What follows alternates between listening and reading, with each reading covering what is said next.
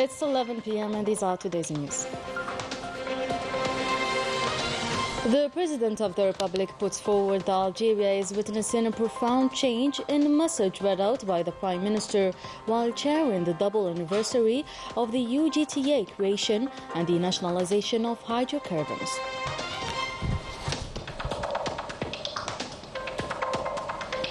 Timimun province, and with a production capacity of 6 billion cubic meters per day, is likely to play a greater role in the energy sector with the new infrastructure in the offing.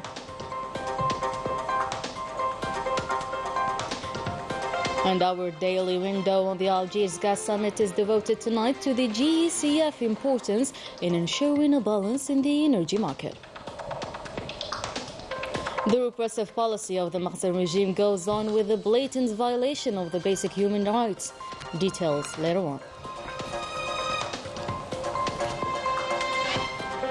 Hi, welcome back. First in our news, celebrating the double anniversary of creating the General Union of the Algerian Workers and nationalization of hydrocarbons, the President of the Republic, Abdelmajid Tebboune, indicated in a message read out by Prime Minister Nadil Arbawi that Algeria is witnessing a deep change at all levels, following a global reform meant to establish a new economic system based on new principles. The gist of the President's message with Rania Bahri.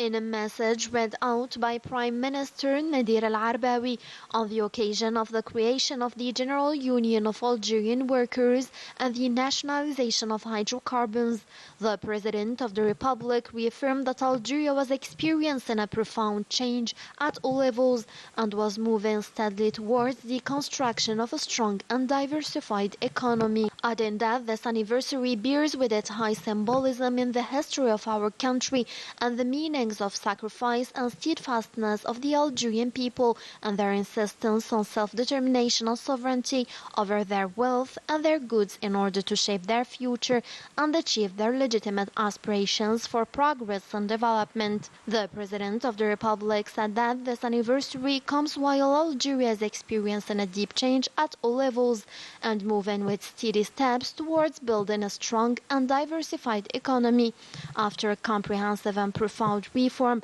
that led to the establishment of a new system that guarantees freedom of initiative, creating the best conditions for investment and installing the principles of transparency and equality among economic stockholders.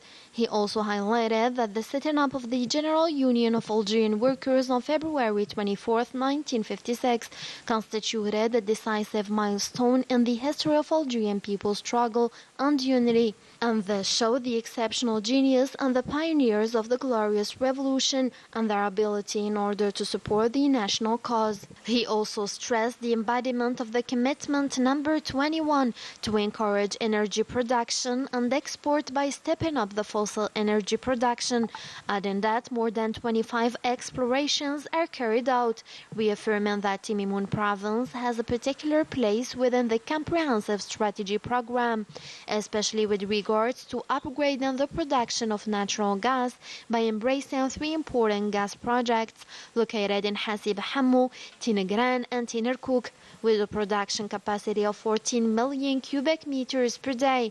Algeria will continue its efforts to increase its production capabilities of hydrocarbons by 2% annually during the period from 2023 to 2027. Algeria will also continue investing in discovering new fields as well as intensifying efforts to speed up the pace of implementation and the fuel valorization program, meant to give a fresh impetus to the energy and petrochemical sectors. Tasked by the President of the Republic, Abdelmajid Tebboune, and as part of his working visit to the province of Timimun, the Prime Minister Nadil Arbawi inaugurated today the Hasib Hamou Gas Production Center as he supervised the festivities marking the double anniversary of the Algerian Workers' Union creation and the nationalization of the hydrocarbons. On this occasion, Nadil Arbawi received a detailed explanation of the new center before inspecting its various departments and units. The PM was was accompanied by the Minister of Interior Ibrahim Rouad, the Minister of Energy and Mines Mahmoud Arqab, the Minister of Labour, Employment and Social Security Faisal bin Talib, and the Secretary General of the Algerian Workers' Union or UGTA Ammar Tekshut. The nationalization of the hydrocarbons is usually linked with the national company Sonatrach, which managed to impose itself on the national and international scene thanks to its qualified and skilled personnel who were able to face up all the obstacles hindering its progress, starting with the initial challenge, namely nationalization. More insights with Rani Al-Bahri. قررنا ابتداء من هذا اليوم باش ناخذ 51% من الشركات الفرنسية. ثانيا قررنا تأميم الغاز الطبيعي الموجود في الصحراء. ثالثا a historic decision which consolidated the sovereignty of Algeria and shocked the colonial France. It was that of the late President of the Republic, Houari Boumediene, which allowed the economic independence of Algeria to be completed. The French colonial power had no choice in the face of this decision. For its turn, Algeria undertook its implementation with the participation of Algerian engineers and technicians within the national oil company Sonatrach. Thanks to their expertise, dedication and their patriotism, they took up the challenge and hoisted the flag of Algeria high by maintaining the constant production. And thanks to their efforts, the hydrocarbon sector witnessed a boom in terms of development and expansion, thus achieving positive results, which matched with the state policy aimed at optimally exploiting the country's resources at the service of development and economic strategies. Indeed, in recent years, Sonatrach has succeeded in carrying out several oil and gas exploitations, which have made it possible to increase production or even reduce costs. This has been accompanied by the state through economic and diplomatic activities to market its products by diversifying partners and stakeholders with a rich experience and perfect mastery. Sonatrach is today present in several countries and carries out significant exploitations, notably in Libya and Niger. Recently, it opened the way to export gasoline, thus reaching the needs of the national market to set the course for export.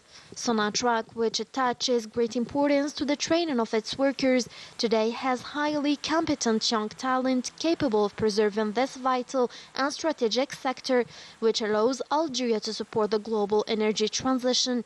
A strategy for new energies will be implemented soon to produce solar energy and others. Algeria, a country rich in natural resources, is strengthening its position on regional and international energy markets. Thanks to its diplomatic neutrality and stability, its history in the field of hydrocarbons goes on with full serenity. Tasked by the President of the Republic, Abdelmajid Tebboune, the Speaker of the National People's Assembly, Ibrahim Boughali, took part in the funeral ceremony of the Namibian President Hage Geingob in the Namibian capital, Windhoek. Taking the floor before the heads of state and government who attended the funeral, Boughali stressed that the passing away of the late is a loss not only for Namibia but for the African continent as well. Boughali recalled the virtues of the late and his fight for the just causes in Africa, as well as his efforts to strengthen the ties with Algeria, as it has been the biggest supporter of the struggle of Namibian people for independence. The developments in the energy sector in Algeria are promising. As we see in Timimoun province, a new oil and natural gas center has been achieved, becoming by that a gas production pole in the country with a production capacity of 6 million cubic meters per day. Najah Tayyar has more to say. Algeria is increasingly consolidating its production and exploration capacities in the energy sector through a well-defined strategy based, among other things, on promising investment projects capable of diversifying and strengthening the flow of oil, gas and renewable energies. Here in Timimoun, the new gas production plant represents a new energy asset to support the Algerian energy industry. The gas of this field is of the highest quality. It doesn't contain mercury, carbon dioxide or sulfur. Moreover, it has a high energy value, making it the leading gas produced in Algeria. This gas production center, equipped with the latest technologies used in the field of energy production, has an estimated production capacity of over 6 million cubic meters per day, with 24 producing gas wells. 20 بئر كلها جاهزة للإنتاج.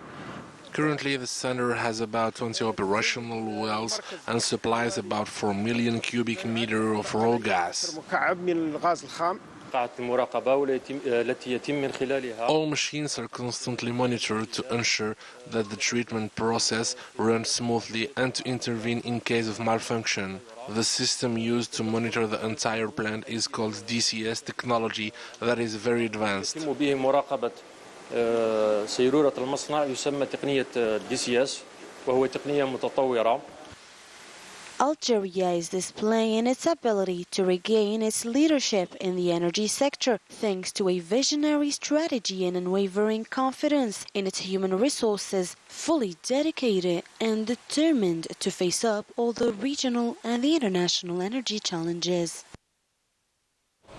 Moving on to GECF, and as few days only separate us from this major event, Algiers summit, and according to experts, is deemed as crucial and necessary since it is expected to consolidate the role of natural gas in the energy security and beef up cooperation between the member countries. Saida Mahyouf and Yassir Hamdi. The summit of the gas exporting countries forum planned in Algiers has a crucial importance in a period of troubled world now witnessing deep economic changes marked by perturbations caused by the war in Ukraine and the Zionist genocide against the Palestinian people. The 7th edition will focus on the important role of gas being an essential substance that can't be replaced by renewable energies. Knowing the geopolitical tensions in the world, we're expecting a lot from this forum. We'll debate the disturbances in the world in order to find efficient solutions. This forum is also important because African countries want to export their gas through Algeria and Libya and have more credibility on the gas market. The protection of the environment will also be discussed. Thanks to its gas fields and its geographic location, Algeria plays a preponderant role in the GECF that also aims to stabilize the gas price. Its approach aspires to a consensus between the countries capable of ensuring the balance of the gas market. Pues sí, en Venezuela la industria Venezuela remains open to Algeria's rich experience and petrochemical production expertise. Sharing and exchanging our experiences will create strong economic relations, especially in new technologies. Y por qué no, exportación de productos que hechos en Venezuela o hechos en Argelia. The Algiers summit is expected to be a resounding success because this event will be a turning point in the history of the gas market around the world. Algeria is a precursor in the gas industry, being the first country to export liquefied gas from the industrial liquefaction complex in Arzeu. In Palestine, the situation is still shocking and even worsening, with more massacres carried out by the Zionist war machinery. However, the latent killer is a serious famine looming over the Palestinian territories, suffering from an unfair and unjustified blockade. Najah Tayyar with the latest developments. In Gaza Strip, over 10 horrific massacres have been perpetrated by the Zionist forces against the Palestinian families in the region, leading to over 100 martyrs and 160 injured over the last 24 hours. 8 Palestinians have been also arrested during the Zionist incursions into the occupied West Bank. This comes while famine is also ravaging Gaza Strip, urging the World Health Organization to declare that the situation in Gaza has become unbearable. The Office for the Coordination of Humanitarian Affairs has warned of the threat of a mass starvation due to the insufficient supplies of water, food and medicine. In another attempt to push the international legal institutions to investigate the massacres committed by the Zionist entity, China, which called on the International Court of Justice to give its opinion on the Zionist occupation of the Palestinian territories, stated through its legal advisor that armed struggle is a right of colonized peoples that does not go against the international law. In the face of attempts by the international community to end the hostilities and condemn the Zionists, the United States continues to insist on banning all initiatives and even seizing opportunities to supply the occupation with more lethal weapons. The International Court of Justice, like other international legal institutions, failed to achieve its main objective due to its potential limitations and its inability to impose fundamental changes in international systems. After more than 4 months of conflict that has displaced hundreds of thousands of people, the vast majority of the population of Gaza Strip is at risk of starvation. On Friday, the United Nations experts called for an immediate halt of exporting weapons to the Zionist entity likely to be used in Gaza, while welcoming the suspension of arms transfers to the Zionist entity by Belgium, Italy, Spain, the Netherlands and Japan.